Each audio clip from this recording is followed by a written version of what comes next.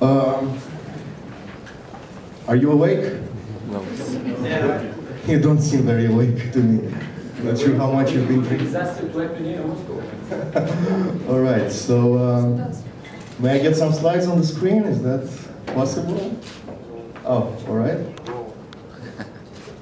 All right. Oh, sorry for that.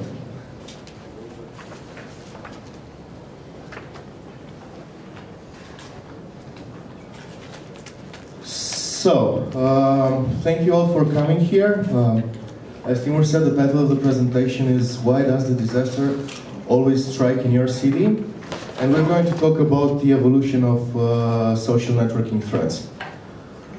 This is what we're going to talk about, evolution of social networks themselves, then evolution of social networking threats, and in the end we'll have an interactive workshop, questions and answer session with questions from you, we hope, moderated by our good friend Ryan Lorraine. But, because not everybody is still awake, I will try to make an exercise, an experiment with you today, this morning. But I will need your cooperation for that. So, if you could please, I was going actually to ask you to stand up, but because of everybody having their laptops on top of their chairs, I will just ask you to lean to the person next to you, to the left and then to the right, and just try and tell them the color of your underwear that you are wearing.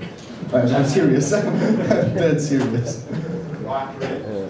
Sorry, not any? All right. You're not very receptive. You know, this is actually a pretty good experiment and a pretty good example. The thing is, as you see, it's very hard for people, for human beings, to share that kind of personal information in real life between them. It's come on, it's the color of my underwear. You don't need to know that. Maybe I'm not wearing any, or maybe I'm wearing pink underwear.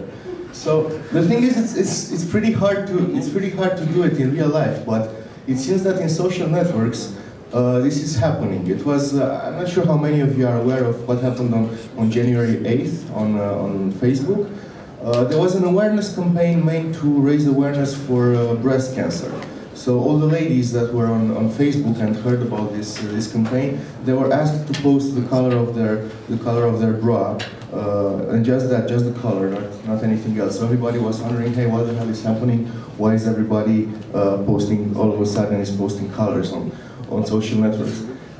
So yeah, social networks, as you can see, they make people do things that they wouldn't really do in real life, and that leaves room for a lot of vulnerability.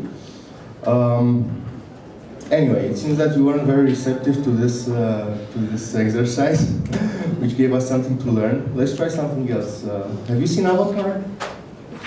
Please raise your hand if you've seen Avatar. In 3D. All right. Twice. I'm impressed, but have you seen it in 3D? Yeah. All right. Twice? Twice? Really? Wow. With both of your girlfriends? Oh, nice. We need to talk after this presentation. Yeah, so many of you have seen Avatar. For the rest of you, we're not going to spoil the movie, but I'm just going to ask a simple question. If anybody can tell me, what was the main vulnerability that was presented in Avatar? Do you want to give it a try? Maybe. You've seen it twice. Between animals they ride, for instance, there's no security, something like that. All right. Yeah, that's a good point.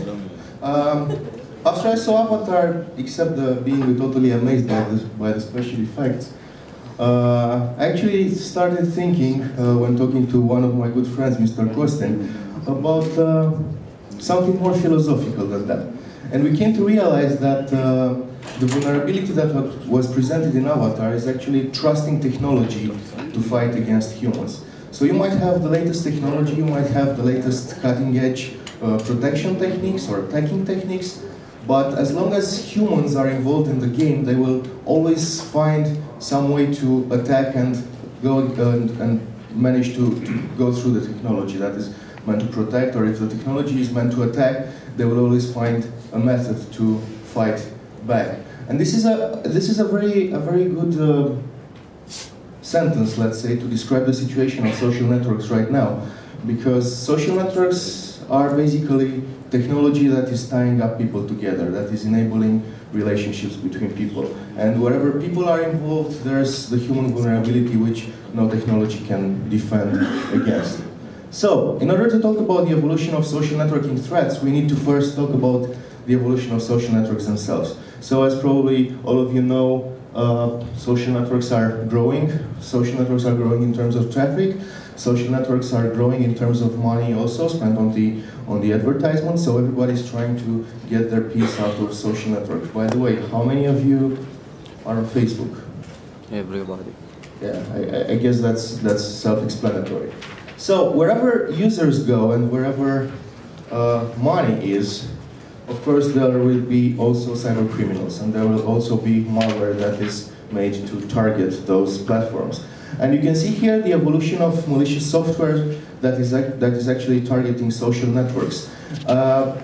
Let's say eight years ago, when we started to monitor the situation, there weren't many threats targeting social networks because there weren't many social networks out there and there weren't many social networking users out there.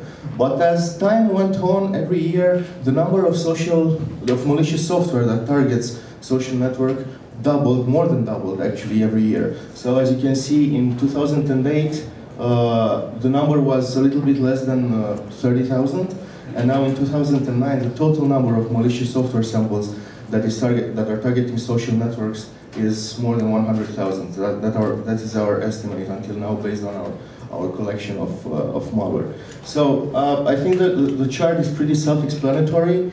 The situation is getting worse and worse, and well, I think that's good news. That means more business for us, but unfortunately it means more stuff for what you're actually doing. And I'm talking here about trying to inform the people, trying to let them know about the threats that are going on so that they can be protected, because no technology can defend of the human threat. And for you to better understand this, why I'm saying this, we're getting lots of support requests to our technical support guys from people that were infected with several rogue antiviruses, fake antiviruses, like Alex talked about in his presentation.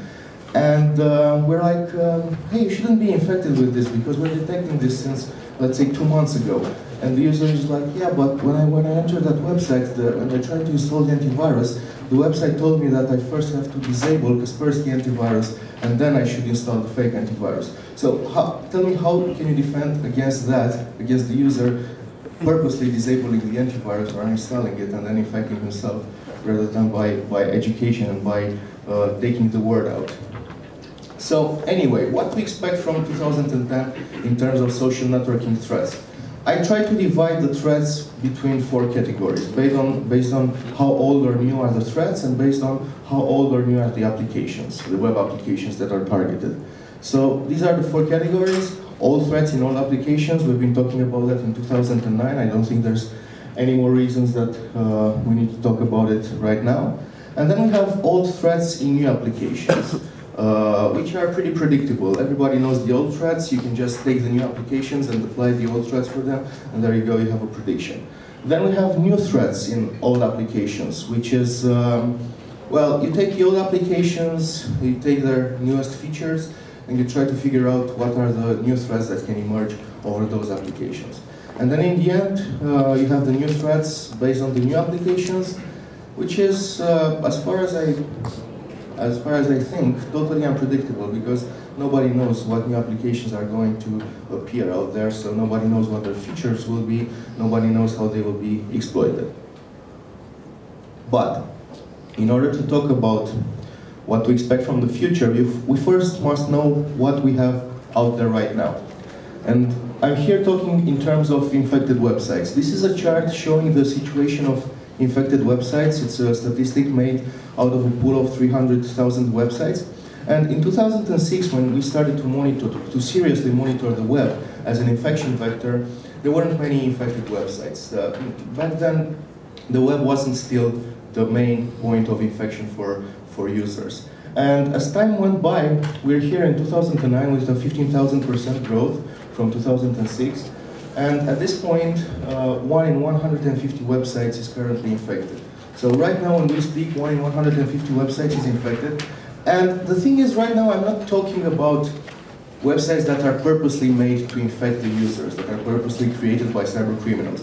I'm talking here about legitimate websites. Websites that get infected, for example, by Gambler, as Alex said in his presentation. And what actually happens is that these legitimate websites, websites with legitimate traffic, websites that are trusted by their users, they get injected with some JavaScript or some iframe pointing to a malicious website, delivering a zero-day exploit. These compromises are happening through FTP accounts passwords being stolen. And of course, the FTP passwords are being stolen from infected computers themselves. So you can see how this goes on and on as a vicious circle, which is pretty hard to stop. But anyway, the thing is, what's out there is out there anyway, so we should better move on.